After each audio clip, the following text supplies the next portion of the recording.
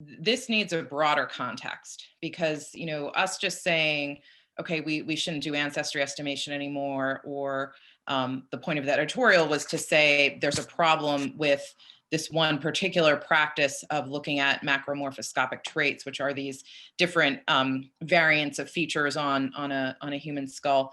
And so we talk about that in the editorial, and then we also talk about the potential for, if we do ancestry estimation, that can contribute to the bias that we already know that law enforcement in general, racial bias that law enforcement has.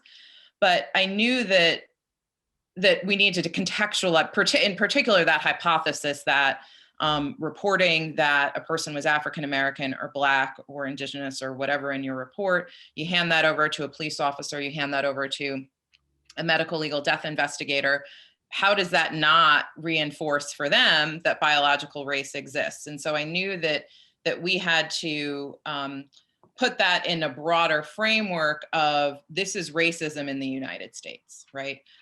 And the only way to do that was, or one of the only ways to do that would be to use critical race theory as the framing for what we're talking about. Because for us, it's not only some of these scientific issues with the use of these particular traits, as I just mentioned, but it's this broader issue of, if we estimate ancestry and we put that in our report, for us, we are doing a societal disservice.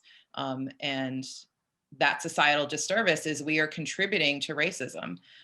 And for me as an anthropologist, I no longer want to participate in that endeavor.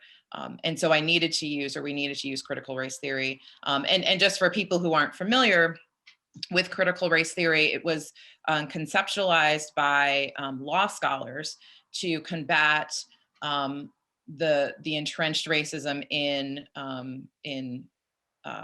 law and in the criminal justice system in general, and it's been used successfully by a number of other disciplines to interrogate entrenched racism and entrenched biases in their own discipline, in their own scholarship, in their own ways, individual ways of thinking about the world. And for me, one of the most important things about it is that it talks about how entrenched racism is, that unless it affects us directly, we don't see it.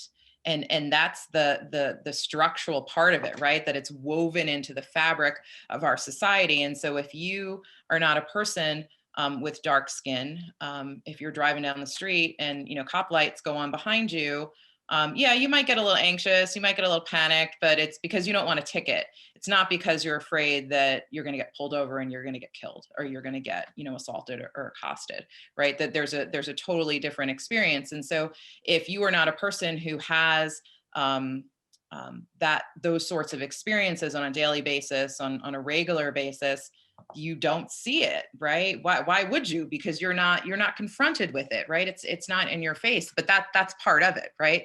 And that's what critical race theory helps us to see is we've got to peel back these layers. And so John and I thought that using critical race theory to peel back the layers of the use of race estimation, the use of ancestry estimation in forensic anthropology was going to be a critical step towards affecting any kind of change at all.